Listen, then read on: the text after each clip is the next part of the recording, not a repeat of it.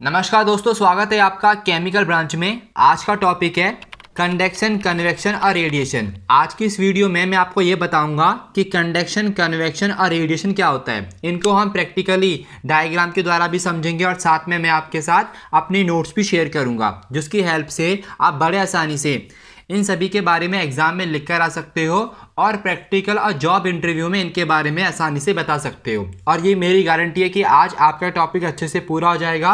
बस आपको वीडियो को ध्यान से देखना है। आगे बढ़ने से पहले आपको एक जानकारी दे दूं, अगर आप ऑब्जेक्टिव क्वेश्चंस की तैयारी कर रहे हैं तो मैं हर दिन टेलीग्राम ग्रुप में 5 इंपॉर्टेंट ऑब्जेक्टिव क्वेश्चंस को अपलोड करता हूं, जिनको आप क्विज की तरह खेल सकते हो। मैं आपको टेलीग्राम का लिंक नीचे डिस्क्रिप्शन में दे दूंगा। तो चलिए अब टॉपिक पर वापस आते हैं। सबसे पहले मैं आपको दिखा देता हूं कि बुक में इन टॉपिक के बारे में क्या लिखा है और कहां तक लिखा है। आप चाहो तो बुक में से पढ़कर भी खुद इन टॉपिक्स को अच्छे से तैयार कर सकते हो, वरना आप इस वीडियो को पूरा देख लो। आज मैं आपको इनके बारे में बहुत अच्छे से बताने वाला हूं। यहां से लेकर यहां तक लिखा है कंडक्शन के बारे में और यहां से लेकर यहां तक लिखा है कन्वेक्शन के बारे में, और यहां से लेकर यहां तक लिखा है रेडिएशन के बारे में। आप चाहो तो वीडियो को पॉज करके इनका स्क्रीनशॉट ले सकते हो। तो दोस्तों, पहला सवाल ये बनता है कि आखिरकार कंडक्शन, कन्वेक्शन और रेडिएशन मोड क्या है, मतलब हमको इनके बारे में क्यों पता होना चाहिए। तो देखिए, कंडक्शन, कन्वेक्शन और रेडिएशन हीट ट्रांसफर के फंडामेंटल मोड्स हैं, या फिर आप कह सकते हो कि कंडक्शन, कन्वेक्शन और radiation rate of heat transfer को प्रभावित करने वाले फैक्टर हैं। तो चलिए अब इनके बारे में जानते हैं। सबसे पहले जानेंगे कंडक्शन मोड के बारे में। It is the transfer of heat from one part of a body to another part of the same body, or from one body to another which is in a physical contact with it without appreciable displacement of particles of a body.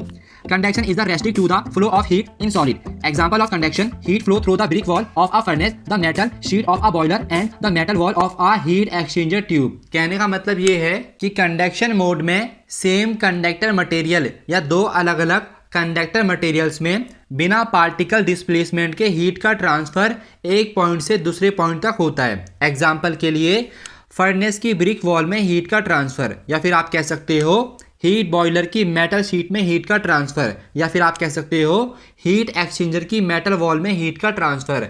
ये सभी conduction के example हैं, इनको आप note कर लेना। अब मैं आपको कंडक्शन के बारे में प्रैक्टिकली डायग्राम के द्वारा समझाऊंगा, जिससे ये टॉपिक आपको और भी अच्छे से समझ में आ जाएगा। तो ध्यान से देखना। मान लीजिए हमारे पास कोई सॉलिड कंडक्टर मटेरियल है। कंडक्टर मटेरियल मतलब ऐसा मटेरियल जिसमें से हीट पास हो जाए, या फिर आप कह सकते हो ऐसा मटेरियल जिसमें हीट फ्लो होती है। अब इस मटेरियल को हीट सोर्स के द्वारा हीट एनर्जी प्रोवाइड कराई जाती है। अब आपको पता है कि कोई भी सॉलिड मटेरियल मॉलिक्यूल से मिलकर बना होता है, तो मटेरियल का वो मॉलिक्यूल्स जो हीट सोर्स के सबसे ज़्यादा पास होता है, सबसे पहले हीट एनर्जी उनको प्राप्त होती है। अब आप देख सकते हो कि मटेरियल के ये मॉलिक्यूल्स हीट सोर्स के सबसे ज़्यादा पास हैं, तो सबसे पहले हीट एनर्जी इनको प्राप्त होगी। तो जब इनको हीट एनर्जी प्राप्त होती है तो ये हीट एनर्जी को अपने अंदर एब्जॉर्ब करते हैं और फिर आगे वाले मॉलिक्यूल्स को ट्रांसफ़र कर देते हैं, और फिर ये मॉलिक्यूल्स हीट एनर्जी को आगे वाले मॉलिक्यूल्स को ट्रांसफ़र कर देगा, और ऐसे करते करते जो हीट एनर्जी होती है वो पूरे मटेरियल में फ़्लो करती है। अब नोट करने वाली बात यह है कि जब मटेरियल में हीट का ट्रांसफ़र होता है, मतलब जब हीट फ्लो करती है, तो उस समय मटेरियल के मॉलिक्यूल्स मोशन नहीं करते। कहने का मतलब ये है, ये जो मॉलिक्यूल्स होते हैं ये अपनी जगह से हिलते नहीं हैं। ये मॉलिक्यूल्स एक दूसरे के साथ फिजिकल कांटेक्ट में होते हैं और एक दूसरे को हीट का ट्रांसफ़र करते हैं। अब हम जानेंगे कन्वेक्शन मोड के बारे में।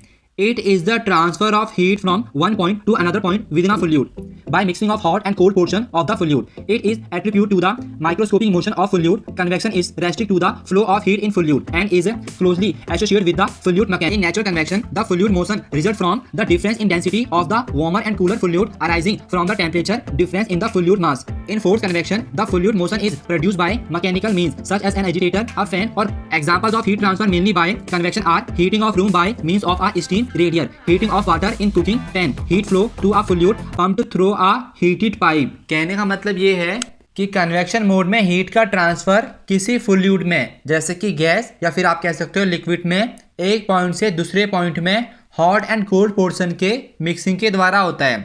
इस दौरान फ्लूइड के मॉलिक्यूल्स में मोशन की वजह से हीट का ट्रांसफ़र एक पॉइंट से दूसरे पॉइंट तक होता है। एग्जाम्पल, स्टीम रेडिएटर के द्वारा रूम का गर्म होना, या फिर आप कह सकते हो कुकिंग पैन में वाटर का गर्म होना, या फिर आप कह सकते हो फ्लूइड पंप से हीटेड पाइप के द्वारा हीट का फ्लो होना। ये सभी कन्वेक्शन के एग्जाम्पल हैं, इनको भी आप नोट कर लेना। अब ये जो कन्वेक्शन मोड होता है ये दो टाइप का होता है। पहला होता है नेचुरल कन्वेक्शन और दूसरा होता है फोर्स कन्वेक्शन। अब ये जो नेचुरल कन्वेक्शन होता है इसमें हीट का ट्रांसफ़र डेंसिटी डिफरेंस की वजह से होता है, और ये जो डेंसिटी डिफरेंस होती है ये फ्लूइड के वार्मर और कूलर पोर्शन में टेम्परेचर डिफरेंस की वजह से होती है, या फिर आप कह सकते हो कि डेंसिटी डिफरेंस टेम्परेचर डिफरेंस पर निर्भर करती है। एग्जाम्पल के लिए जब कभी आप ठंडियों में आग तापते हो तो ये नेचुरल कन्वेक्शन का एग्जाम्पल है। और फोर्स कन्वेक्शन में हीट का ट्रांसफ़र मैकेनिकली होता है। कहने का मतलब ये है हीट को एक पॉइंट से दूसरे पॉइंट तक पहुंचाने के लिए हम इक्विपमेंट का यूज़ करते हैं जैसे कि एजिटेटर, फैन और पंप। एग्जाम्पल के लिए गीले बालों को हेयर ड्रायर के द्वारा सुखाना, ये एग्जाम्पल है फोर्स कन्वेक्शन का। तो चलिए अब कन्वेक्शन मोड को भी प्रैक्टिकली डायग्राम के द्वारा समझ लेते हैं। मान लीजिए हमारे पास कोई बर्तन है, इस बर्तन में फ्लूइड है। फ्लूइड ऐसा मटेरियल होता है जो फ्लो कर सकता है, या तो आप गैस मान लो या फिर आप लिक्विड मान लो। अब इस फ्लूइड को हीट सोर्स के द्वारा हीट एनर्जी प्रोवाइड कराई जाती है। तो अब क्या होगा, फ्लूइड का वो मॉलिक्यूल्स जो हीट सोर्स के बहुत ज़्यादा पास होता है सबसे पहले हीट एनर्जी उसको प्राप्त होती है। मान लीजिए इस मॉलिक्यूल्स को हीट एनर्जी प्राप्त होती है, तो अब क्या होगा, इस मॉलिक्यूल्स का टेम्परेचर इंक्रीज़ होगा और साथ ही साथ इसकी जो काइनेटिक एनर्जी है वो भी इंक्रीज़ होगी और इसकी जो डेंसिटी है वो डिक्रीज़ होना शुरू हो जाएगी। और फिर ये मॉलिक्यूल्स मोशन करता है क्योंकि इसकी काइनेटिक एनर्जी ज़्यादा होती है, और फिर ये मॉलिक्यूल्स फ्लूइड के उस एरिया में जाता है जहाँ पर यहाँ की तुलना में टेम्परेचर कम है, और फिर उस एरिया में जाकर अपनी हीट एनर्जी को रिलीज़ करता है। अब क्या होगा, इस मॉलिक्यूल्स के आगे पीछे जो भी दूसरे वाले मॉलिक्यूल्स हैं ये मॉलिक्यूल्स उनको अपनी हीट एनर्जी ट्रांसफ़र कर देगा, और ऐसे करते करते पूरे फ्लूइड में हीट का ट्रांसफ़र होता है। अब हम जानेंगे रेडिएशन मोड के बारे में। Radiation refer to the transfer of heat energy from one body to another through space, not in contact with it, by electromagnetic waves. Example of heat transfer by radiation mode are the transfer of heat from the sun to the earth and the loss of heat from an unlit steam pipe to the ambient air. कहने का मतलब ये है कि radiation mode के द्वारा space में heat का ट्रांसफ़र एक बॉडी से दूसरी बॉडी में बिना कांटेक्ट के इलेक्ट्रोमैग्नेटिक वेव्स के द्वारा होता है। एग्जाम्पल के लिए सनलाइट का अर्थ में पहुंचना, या फिर आप कह सकते हो अनलीक्ड स्टीम पाइप से हीट का लॉस एम्बिएंट एयर में होना।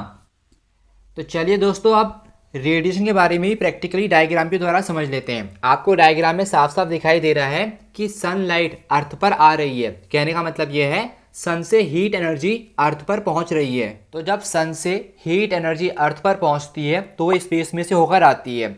अब स्पेस में कोई भी मटेरियल मीडियम नहीं होता, मतलब सोर्स ऑफ मटेरियल नहीं होता। तो अब सवाल ये बनता है कि आखिरकार सन से हीट एनर्जी अर्थ पर कैसे पहुंचती है।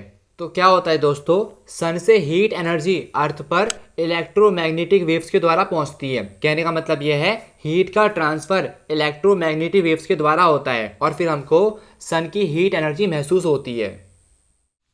दोस्तों अब लास्ट में यहाँ से लेकर यहाँ तक कुछ इंपॉर्टेंट पॉइंट्स के बारे में लिखा गया है, तो इनके बारे में भी जान लेते हैं क्योंकि प्रैक्टिकल और जॉब टेस्ट में ये आपके काम आ सकते हैं।